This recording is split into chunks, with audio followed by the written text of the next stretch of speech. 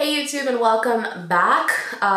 This video is kind of just an update vlog thing. I don't really know, but I'm just, I'm back because maybe you noticed, maybe you didn't notice, but I did feel the need to just take a slight step back from YouTube for a second and focus on other projects. But for the month of May, I think I'm back. I think I'm going to get back to uploading my regular content and vlogging my life in Italy, which is still affected by the virus. And some people don't want to know about that. If you don't want to know about that, but you don't want to know about my experience in my life living in quarantine, then you don't have to watch these videos. I decided, despite my last video, that I'm actually not going to censor myself for people. I'm going to say what I want to say, and if you don't like it, if it bothers you, if you feel, I don't know, your national pride hurt for some reason by my experience, then don't watch it. That's all I can say. Today is May 1st. This video will probably go out tomorrow.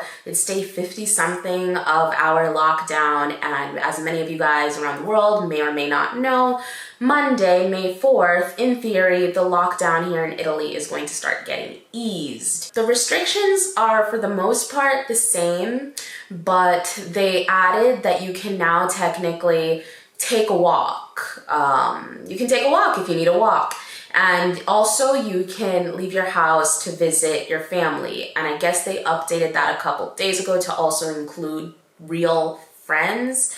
So there are a couple reasons as to which you can leave your house. And I mean, at least the way I see it is that Monday, everybody's gonna be outside taking their walk because, we've been in our houses, most of us, for 2 months now. It's not really a normal situation. And so, justamente, people will go outside. I'm not gonna be out on Monday, just for the simple fact that seeing how things have gone in every phase of this lockdown so far. I know they're calling this new phase 2, but actually we've had multiple escalations throughout this experience. Let's just say every time the government communicated a new update, judging on what has happened in the past, I don't really see myself outside on Monday or even the days following that, because what happens when the government makes an announcement is there's always a lot of confusion.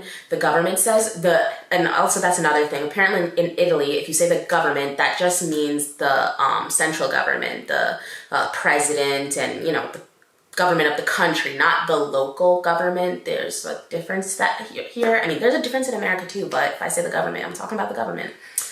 Neither here nor there.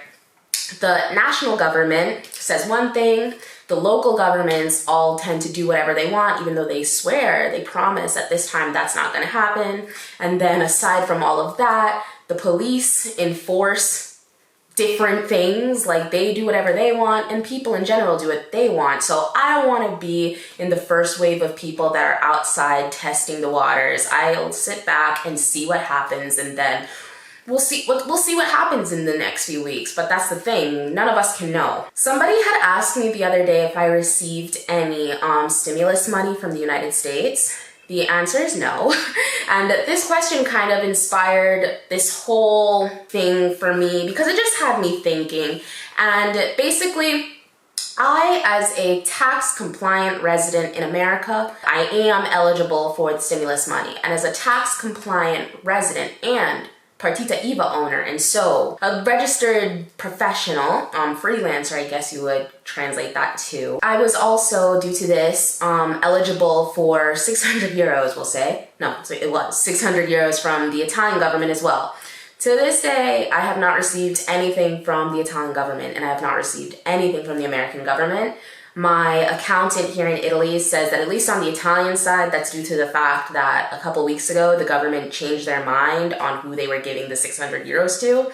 Even though at the beginning they said everybody, they changed their mind and excluded a bunch of people, and I guess I'm also excluded because aside from having my own independent economic activity, aside from being a freelancer as well, I also have a work contract and a salary. And I guess that, why would anybody do that? Why would anybody have a salary and a side hustle? Well, I would think it's because, what they earn or what they have, they want more. So in Italy, how dare you want more? If you dare to want more, if you dare to want to, go above and beyond, you'll be punished for that. You are now on your own. It is what it is. Luckily, I never for a second thought for real that either this government or the American government or any government at that was ever gonna save me. Again, I grew up poor and Black in America. I don't view the government as this benevolent father figure. It's just, I feel like Americans in general, we don't have a very subordinate relationship with our government. We're not even subordinate. It's just like, I don't know. I see that Europeans really put a lot of trust in their government. They really believe everything their government says to them. They really expect things to go the way the government says they're gonna go. And that's just not the way that I was raised towards the American government. I feel like there's a level of inherent distrust between the American people and the American government. There always has been, and also just the idea of the function of government is very different. I just never really had a relationship with the government where I grew up believing that the government was ever gonna bail me out of something. So in fact, my whole life I've always had, or at least my whole adult life, I've always had it on my mind that the only person that's gonna be able to save me is me. So, save, work more, save more, work even more, save even more, so that when something like this happens, and when the government promise you something, but it doesn't come through for whatever reason, you won't find yourself flat on your ass. So luckily, am I still hurting financially? Of course. I had plans for this year. I had projections for this year. Everything's kind of been shot because how can it not be? But I would be a lot worse off if I had put my hope in these people from the very beginning. The way I see it is, of course that we're gonna have a huge economic fallout from this. We already are. I have my theories. I feel like in America, things are gonna go a lot like they did in 2008, maybe worse in terms of just how deep the economic fallout goes. I think more people are gonna be unemployed, but at least from my memory, 2008 was pretty bad. I think that for a lot of us, it's kind of a distant memory, and even me, that I grew up in a very precarious situation due to the crisis, it's hard to verbalize the fact that, essentially, at the end of the crisis, my family lost their homes. They did. My stepdad lost his job. There were multiple winters where we didn't have enough money for basic necessities such as heating. Luckily, we lived in a state that subsidized school lunches so we could eat. We didn't miss meals, but that's because the school and the state was providing us meals. If we didn't have that, we probably would have had some hungry nights as well too. In 2008, there were lots of families like mine, and I feel like we sometimes forget that. Even I forget exactly how bad it was. I do see that that is coming again. The thing that kind of gives me a bit of more hope in the American situation, at least, is that as bad as it gets, the foundation does allow for a repartenza. It does allow for a restart. The way the American system is, yes, it's very easy for jobs to be lost and companies to fail, but it's also very easy for them to start up again. The economy will come back. Of course, we don't know if it's going to be in 6 months, if it's going to be in a year, but it'll come back. And when it does, we'll see jobs come back. We'll see people get hired. Maybe the baseline quality of that work, it will be less, which happened after the 2008 crisis. And for sure, our rich will still be the richest 1% of the world. Our poor will still be living in third world level poverty. And in between, you will have people climbing up and falling down the social ladder, just like it was in 2008, and just like it's honestly always been in America, hasn't it? Am I nervous? I don't feel that nervous because I feel like I already know what to expect. I feel like we're prepared, we're in the middle of a storm, and you just have to ride it out. There's nothing else that you can really do, Meanwhile, in Italy, it's a little bit different because, as you know, the Italian government isn't the only government that's making choices that are going to determine Italy's future. You also have the EU involved, and I know for days they have been talking back and forth on whether the EU would essentially temporarily and partially bail Italy out with the use of Euro bonds or Corona bonds or whatever they're gonna call and end up calling them this week. They always change the names, but essentially bail Italy out.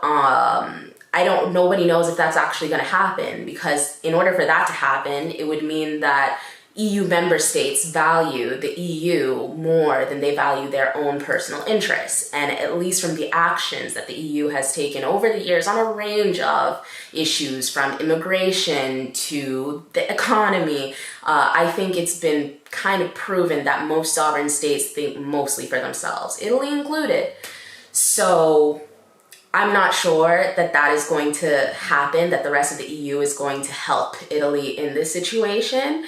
And even if they do, we're already they're not doing it fast enough because the micro issues are already happening in Italy. Official numbers haven't really been put out there yet, but from the stories that you see in the papers, from the videos you see online, from the testimonies that you're hearing, it's gonna be pretty bad. And my worry for Italy is just because the foundation for a restart isn't there the way it is in America. I mean, it's a lot more expensive and it takes a lot more time to start a company in Italy. It's a lot more expensive and it takes a lot more time to get funding for a company in Italy. It's a lot more expensive and it takes a lot more time to hire people in Italy. So while there will be a ripartenza in Italy, it might end up like it did in 2008, 2009 for Italy as well. There was a slight miglioramento, there was a slight improvement, but it never got back to those pre-crisis levels in a lot of areas.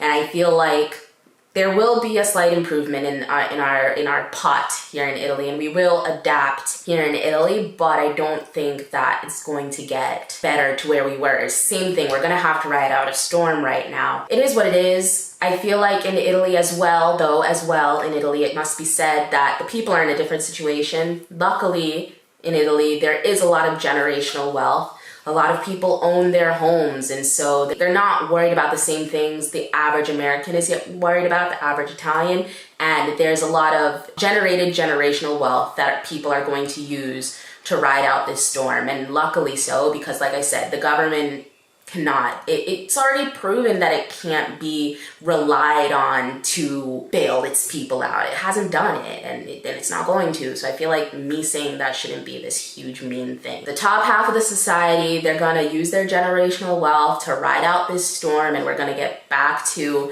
more or less, maybe a little bit worse off than we were before. Whereas people on the lower end of society will either continue to live in poverty or immigrate, as they always have. Italy, for the most part, has always been a net negative immigration country where people were leaving because of the situation. So, I mean, same thing as in America. America's always been like that.